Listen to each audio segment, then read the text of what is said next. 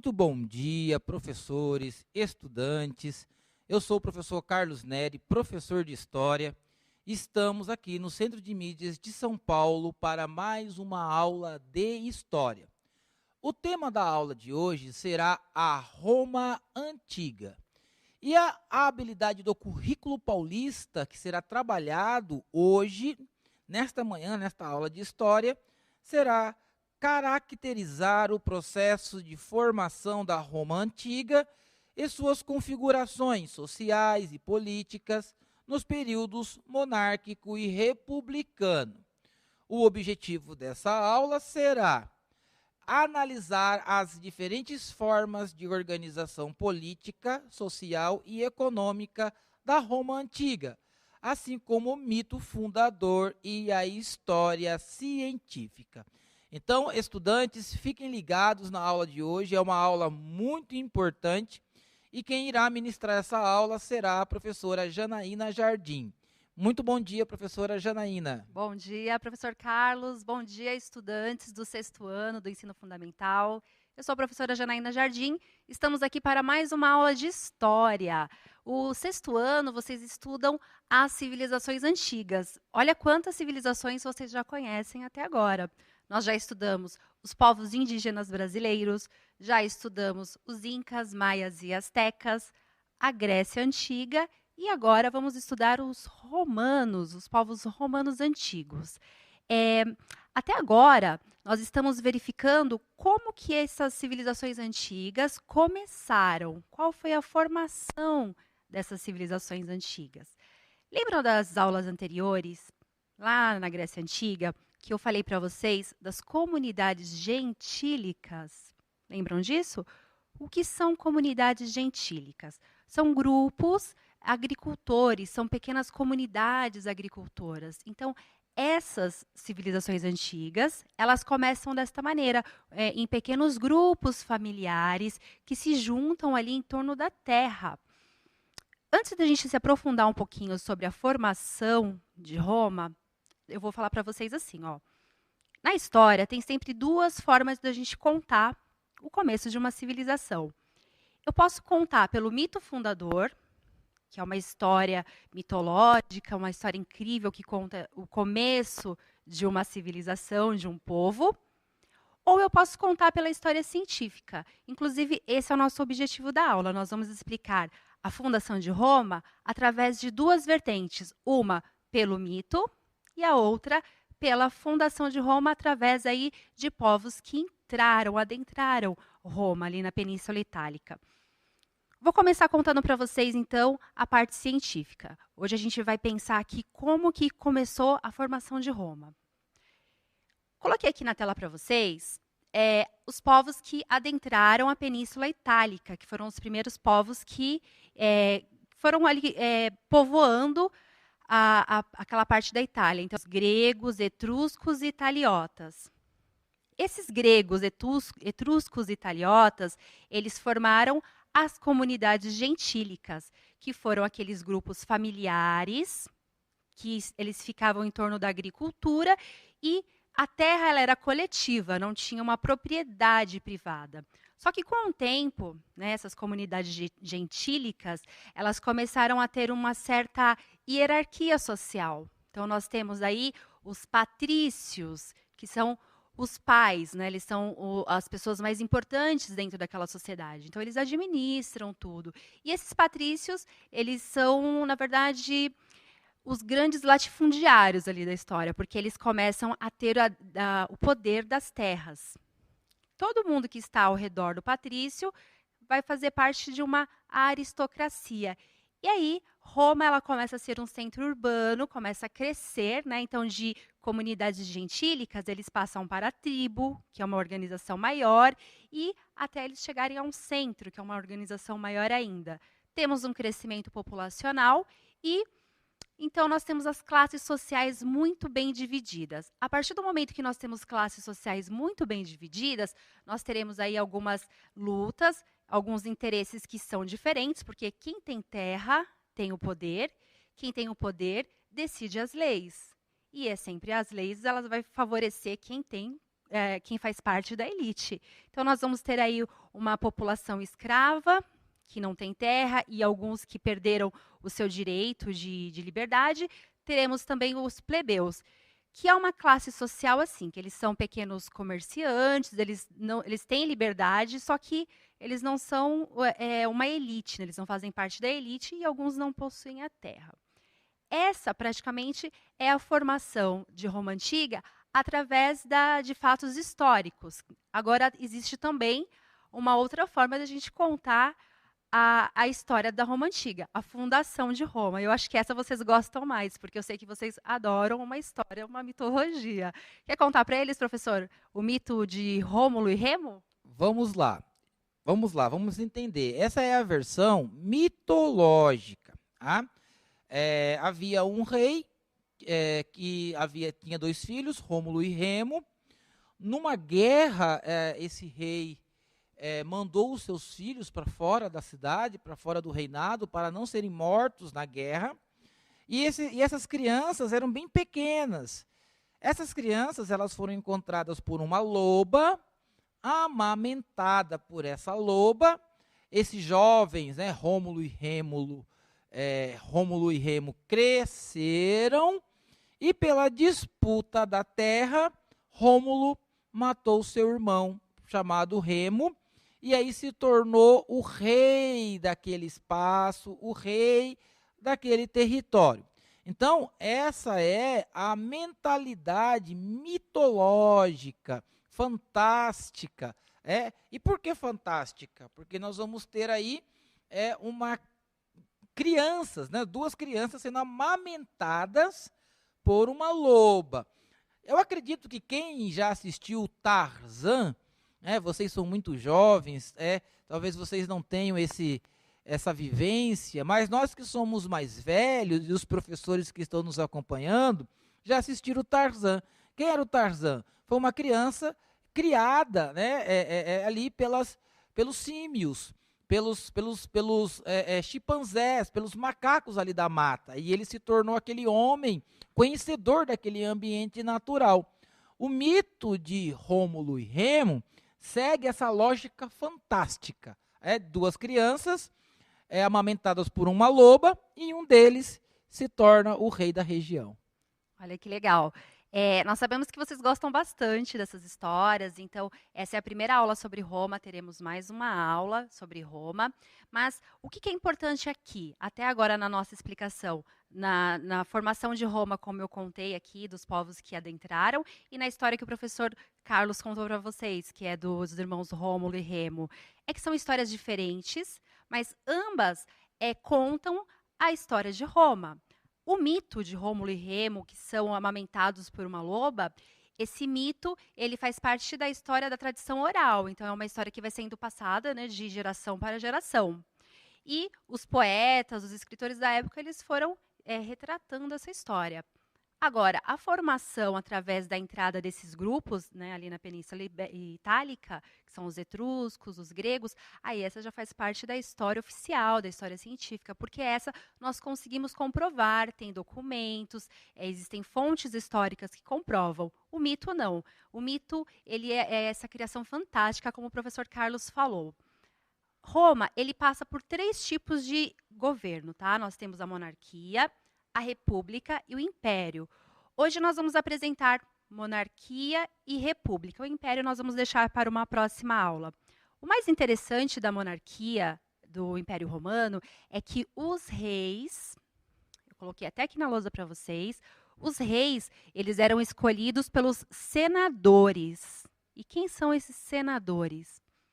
Lembra da história que eu estou contando aqui para vocês, da formação de Roma, que eu disse que existiam as comunidades gentílicas, e lá tinha os paters, né, que são os administradores daquelas comunidades, e aí essas comunidades vão crescendo, vão se tornando tribos, até que Roma se torna um centro comercial muito importante. Nós temos o crescimento da sociedade, mais pessoas nascendo, grupos que estão se ligando aí através de casamentos e nascimentos de filhos, entre outras coisas. Então, quem são os senadores? Eles são os paters, né? Eles são aqueles que são possuidores das terras. Eles são aqueles que detêm o poder latifundiário das terras. Bom, eu vou colocar para vocês uma imagem. Eu quero saber se vocês conhecem. Vai ficar para vocês na tela. Vou colocar agora. O que você sabe sobre esse patrimônio da humanidade? Eu vou deixar 2 minutos para vocês responderem e aguardo a resposta de vocês no chat. Lembrando, sexto ano, utilizem o chat com responsabilidade. Nós vamos aguardar.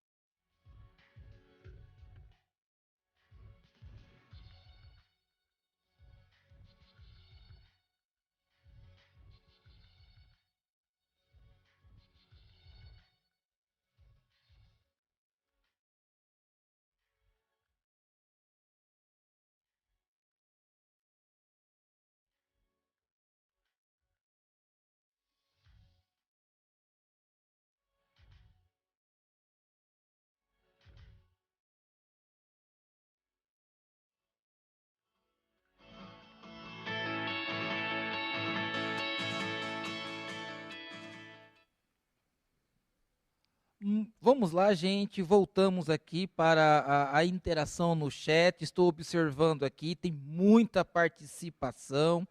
A maioria dos estudantes estão colocando aqui que essa imagem é o Coliseu.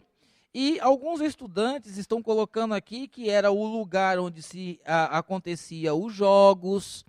Outros estudantes estão colocando aqui que era onde havia a guerra, a luta dos gladiadores. E o Bruno Luanda, ele escreveu aqui, professor, que o Coliseu era onde os romanos sacrificavam os cristãos. Olha que legal, quanto a resposta interessante. Sobre essa última resposta, quem foi que falou dos cristãos? O Bruno. O Bruno. Então, assim, Bruno, a respeito do Coliseu ser o lugar onde os cristãos foram massacrados e perseguidos aí pelos romanos, porque vocês sabem que existe na Bíblia, né, tem essa parte onde os romanos perseguem os cristãos. E o Coliseu seria o lugar onde os cristãos seriam sacrificados. Sobre essa parte da história, a historiografia ela ainda não tem uma certeza. Então, alguns historiadores dizem que sim, que cristãos foram sacrificados no Coliseu, mas há outros historiadores que dizem que não, que há dúvidas sobre isto. Está bem? Então, na história, sim, não temos sempre certezas absolutas, mas uma linha de historiadores diz que sim, que o Coliseu ele serviu para esse tipo de massacre dos cristãos, mas alguns historiadores dizem que ainda há controvérsias a respeito disto. As demais respostas estão todas corretas. Realmente, o Coliseu ele foi um anfiteatro do Império Romano. Ele foi construído aí por volta do século 72, né, do ano 72 depois da Era Cristã. E ele foi construído para ser exatamente uma arena de eventos. Eu vou colocar para vocês na tela, enquanto eu falo sobre o Coliseu, para vocês irem apreciando esse espaço, né, esse patrimônio da humanidade. Eu vou deixar na tela para vocês enquanto eu falo. E o Coliseu, então, ele foi construído por Flávio Vespasiano, levou 8 anos para ficar pronto, Quando ele ficou pronto, o Vespasiano já nem era mais o rei, era o seu filho, o então rei, que era o Tito. Dentro do Coliseu, era possível que as pessoas, desculpa, gente, dentro do Coliseu era possível abrigar 50.000 pessoas. Então, dentro dessa arena de jogos e de gladiadores, era possível que 50.000 pessoas permanecessem ali. E tinha tantos corredores, tantos acessos e tanta facilidade que em alguns minutos essas 50.000 pessoas elas saíam. A questão do entretenimento para o povo romano, ele é muito interessante, porque assim, existia uma política chamada de a política do pão e circo, né? O que seria a política do pão e circo? O povo romano, nós temos ali uma plebe, os plebeus, que eram uma parte mais pobre da sociedade, eles não, na realidade, eles eram os artesãos. Não é que eles eram pobres, eles eram pequenos comerciantes, né? Eles tinham liberdade, eram pequenos comerciantes e eles estavam exigindo mais direitos, esses plebeus.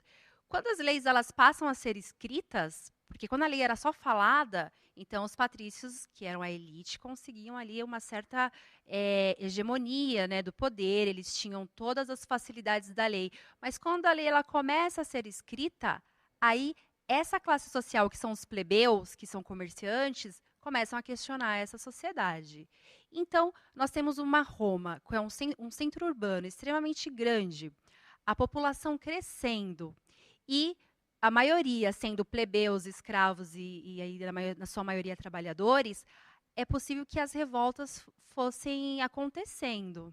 Então, para não haver revoltas, a elite, né, no caso os patrícios e a aristocracia romana, eles criaram essa política do entretenimento, porque aí as pessoas ali, os plebeus, os mais pobres, os trabalhadores, os escravos, eles não teriam tanto tempo para pensar em política e nem para ficar questionando a sociedade. Por isso, essa política do pão e circo. Então, era oferecido o trigo para os plebeus, para os mais pobres, os escravos, e o entretenimento, que eram os jogos de gladiadores. Só que sobre esse ponto de vista, gente, é importante a gente refletir assim, ó. Vocês lembram que a história ela é contada pelos vencedores, pelos dominadores? Então, tudo que nós lemos a respeito da política do pão e circo, dizendo que os plebeus eles eram viciados em comer e em se divertir, eles só queriam isso. Isso foi escrito pelos aristocratas, né? Então, os aristocratas diziam isso dos plebeus, que eles só queriam se divertir, ver jogo de gladiador e receber o pão gratuito que a nobreza mandava para eles. Quando, na realidade, essa visão ela é uma visão de uma elite que ela quer se manter ali no poder, né? Mas os próprios plebeus, os próprios escravos, muitas vezes, eles não se conformavam com a situação deles. E assim que eles tinham oportunidade, eles lutavam, eles iam atrás dos seus direitos. Só que essa política do pão e circo, ela existiu, mas não significa que toda ali a população plebeia e que os mais pobres ali de Roma, eles eram apenas viciados em jogos de gladiador. Hoje, o professor Carlos, os jogos de gladiadores se assemelham a um jogo de futebol, né? A mesma forma de entretenimento que nós temos nos jogos de futebol, a gente pode comparar com os jogos de gladiadores, Sim, né? o Coliseu é um estádio. Então, a professora falou aqui, era possível se colocar ali no Coliseu 50.000 pessoas. Então, era um estádio, um lugar para jogos. É claro que lá na história antiga, esses atrativos, como por exemplo a luta dos gladiadores, era algo muito violento. Então, mas era necessário que a população ali, os plebeus, eles tivessem algum tipo de divertimento. Claro, todos nós gostamos de divertimento, mas ali era uma coisa muito violenta. E a gente pode observar aí, que depois a professora vai dar seguimento na aula, é que muitas vezes os reis, os nobres, eles ficavam na mão do povo, porque existia, professor, aquela questão lá do rei, né? Vamos lá. Um gladiador venceu. Então, o imperador lá, o rei, estendia a mão, fazia assim, não era? Se fosse para poder tirar a vida do soldado, né, do gladiador que perdeu, então as pessoas faziam assim. E aí era a morte. Se fosse para poder viver, então as pessoas faziam assim e vivia. Mas muitas vezes o imperador, ele não queria que aquele gladiador que ganhou a batalha vivesse. Mas se o povo fizesse esse sinal de que ele deveria continuar vivo, o rei não podia ir contra o povo. Ou seja, na Grécia Antiga, na Roma Antiga, você já vê aí uma certa pressão popular do povo sobre o rei, seja na república, seja na monarquia. Exatamente. Até porque o povo, ele compõe a maior parte da população, né? Lembram da pirâmide? Então, o povo é sempre a maior parte. Vou colocar na tela para vocês, já que o professor falou aqui dos gladiadores e do aceno, eu vou colocar uma imagem para vocês. Ó, os gladiadores. O destino de um gladiador derrotado era decidido pelo público, é exatamente isso que o professor Carlos aqui falou para nós. Então, vocês têm aí os gladiadores, e quem são eles? São escravos por dívida, alguns povos que foram dominados, alguns soldados em treinamento, criminosos, prisioneiros de guerra, que iam assumindo esse papel. Mais de 10 mil gladiadores morreram aí nesses 3 séculos de combate. Vou colocar mais uma imagem aqui de gladiadores. Eles lutavam com outras pessoas e, às vezes, até com animais. E a morte, né, era o entretenimento aí para o público romano. Então, assim, ó, vejam aqui as imagens dos gladiadores.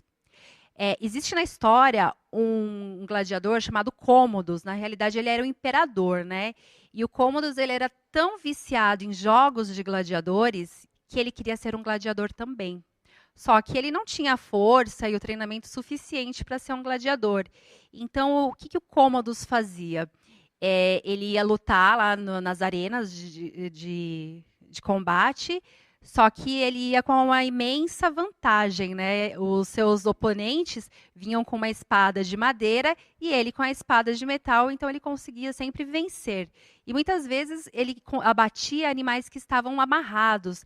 E o Cômodos, ele foi um rei assim tão controverso que os próprios senadores tiraram ele do poder, porque acharam um absurdo ou alguém da elite, né, alguém ali da aristocracia, participar de um jogo de gladiador. E a forma como o Cômodos fazia. Tem um filme que retrata exatamente essa parte da história, que é o filme do gladiador. Vou colocar para vocês a imagem da mitologia. Então, está aqui, ó, a origem mitológica de Roma, a lenda de Rômulo e Remo. Então, até aqui nós estamos falando sobre a formação de Roma. Explicamos para vocês que existe o mito fundador e existe a história científica, está bem? Contamos a história dos gladiadores e da formação de Roma e do Coliseu. Uma curiosidade sobre o Coliseu é que depois as pedras ali do Coliseu, o mármore, ele começou a ser saqueado na Idade Média para ser feito algumas igrejas. Dizem que até a própria Basílica do Vaticano foi construída com mármores roubados do Coliseu. Bom, então aí na tela para vocês a lenda, né? Sempre que vocês ouvirem falar sobre Roma, vocês verão aí a loba amamentando os 2 príncipes, Rômulo e Remo. Vamos para uma atividade? Então, vamos analisar as fontes e as questões no chat. Ah, professora, misericórdia, mais texto. Mas história é assim, nós precisamos contextualizar as fontes. Então, vamos ler o texto 1. É a lenda de Rômulo e Remo. A lenda nos diz que Roma foi fundada no ano de 753, antes da Era Comum, pelos filhos gêmeos do deus Marte e da mortal Réia Silvia, que era filha de Numitor, rei de Alba Longa. Amulho, irmão do rei, almejando o trono, deu um golpe de estado, apoderando-se da coroa e fazendo de Numitor seu prisioneiro. Réia Silvia foi então confinada à castidade, para que Numitor não viesse a ter descendência. Entretanto, Marte, né, o deus Marte, esposou Réia e ela deu à luz aos gêmeos Rômulo e Remo. As crianças foram abandonadas junto ao rio Tibre e salvas por uma loba, que as amamentou e as protegeu. até que um pastor as recolheu e lhe deu o nome de Rômulo e Remo. Essas crianças cresceram, depuseram o rei Amulho e conduziram ao trono seu avô Numitor, que lhes concedeu terras para a fundação da cidade. No entanto, em um desentendimento, Rômulo matou Remo e fundou sozinho a cidade de Roma, proclamando-se rei. Então, essa é a primeira lenda de Rômulo e Remo. E aqui nós temos um texto que eu não vou ler ele todo, porque ele vai falar da fundação de Roma através das organizações sociais e políticas, mas eu vou ler só um pedacinho, tá bom? Para vocês conseguirem responder a questão. Então, essa fonte 2 ela vai falar da fundação de Roma, suas organizações políticas e sociais. De acordo com os historiadores, a fundação de Roma está ligada a 3 povos que habitavam a região da Península Itálica, como eu falei no início da aula, gregos, etruscos e italiotas. Assim como a experiência dos gregos, Roma se organizou a partir das comunidades gentílicas. Lembra que nós falamos de comunidades gentílicas? Com a expansão comercial, as cidades se desenvolveram e ficaram populosas, dando a Roma o status de centro urbano. A monarquia, que é de 753 a 509 antes da Era Comum, os reis que governavam as cidades eram escolhidos pelos senadores, chefes das famílias aristocráticas. Não tinham, todavia, autonomia na tomada de decisões e dependiam, portanto, da aprovação do Senado. O Senado, era composto pelos patrícios, uma elite econômica formada por latifundiários. Então, assim, esse segundo texto ele vai explicar a origem de Roma através da fundação e dos povos que adentraram Roma. Então, eu vou deixar essa atividade para vocês, 1 minuto, para que vocês respondam. Existem 2 versões sobre a origem de Roma e quais são elas. E a questão B, quantos anos durou a República Romana, de acordo com a leitura do texto? E quantos anos durou a monarquia? Essa atividade está presente no caderno do aluno. 2 minutos, professor? 2 minutos.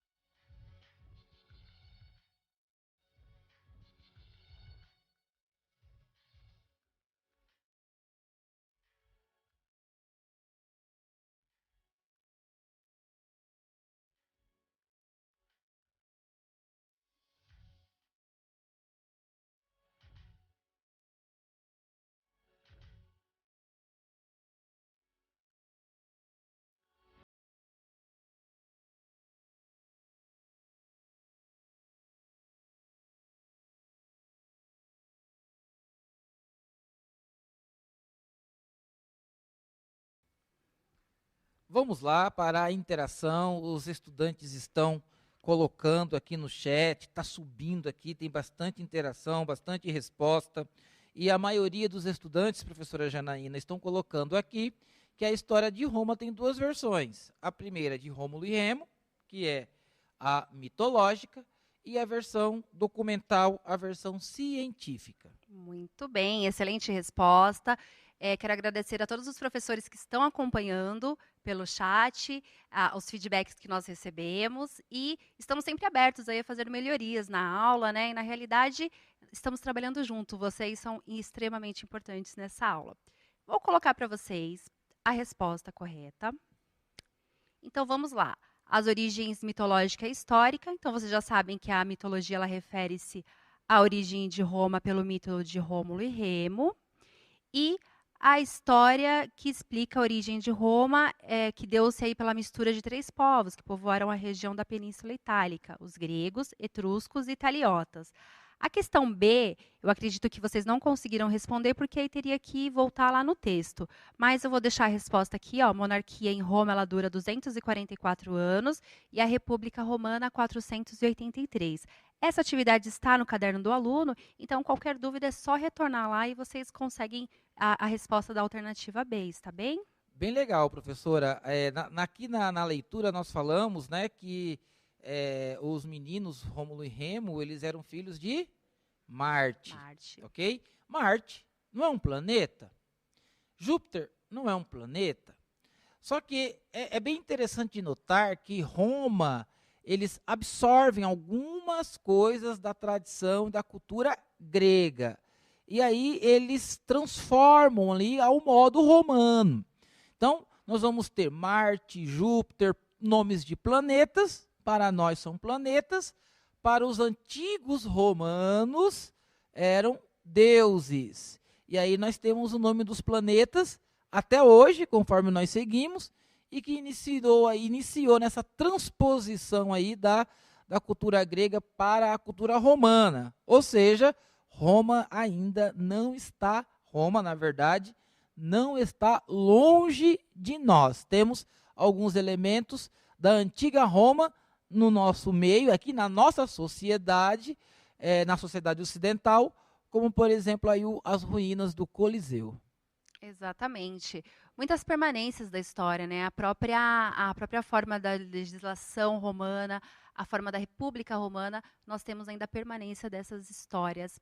Vou colocar para vocês, então, alguns conceitos na tela. A fundação de Roma e suas organizações políticas e sociais. Lembrando que o objetivo da aula hoje é esse, é a fundação de Roma e as suas organizações, está bem? Nós teremos mais uma aula sobre o Império Romano. Então, aqui comigo, queridos estudantes, a fundação de Roma, vou colocar na tela. A fundação de Roma está ligada a 3 povos que habitavam a região da Península Itálica, gregos, etruscos e italiotas. Comunidades gentílicas, que foi o tema que nós começamos a aula. Comunidades gentílicas, vocês se lembram que se retrata aí a formação de Roma, da Grécia também, aquelas comunidades agrícolas, familiares, onde não existe a posse da terra. Aí, com a expansão comercial, as cidades se desenvolveram e ficaram populosas, dando a Roma o status de centro urbano, com monarquia romana, de 753 a 509 antes da era cristã.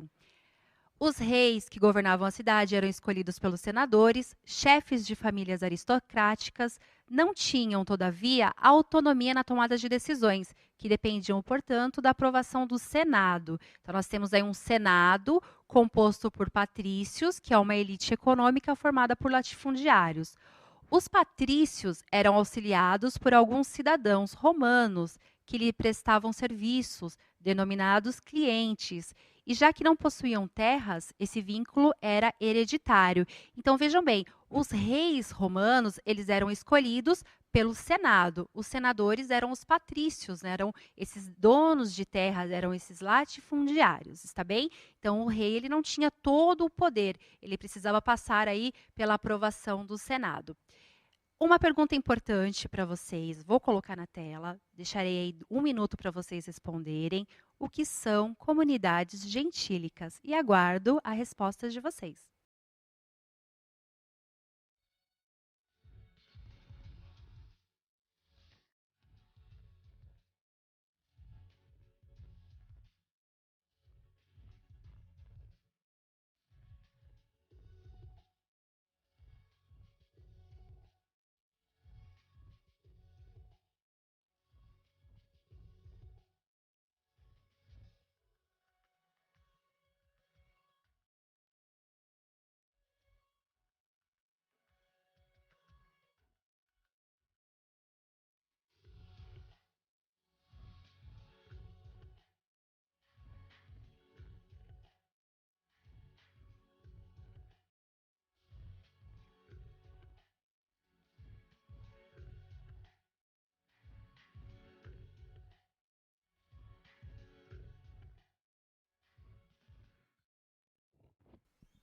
Voltamos para a interação, os estudantes estão participando, estão colocando aqui as suas respostas. Eu vou pegar uma aqui, professora Janaína.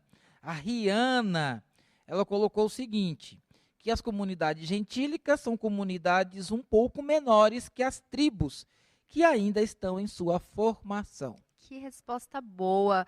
Muito bem, utilizou a sua atitude historiadora. Eu vi que outros alunos também responderam que são comunidades agrícolas, que o Pater é o responsável pela organização. Está correta a resposta também da aluna. Parabéns pela sua resposta e pela sua participação. Então, aqui até agora nós falamos das comunidades gentílicas, da formação científica e mitológica de Roma. Contamos para vocês a história do Coliseu e dos gladiadores. Vou colocar para vocês mais uma tela.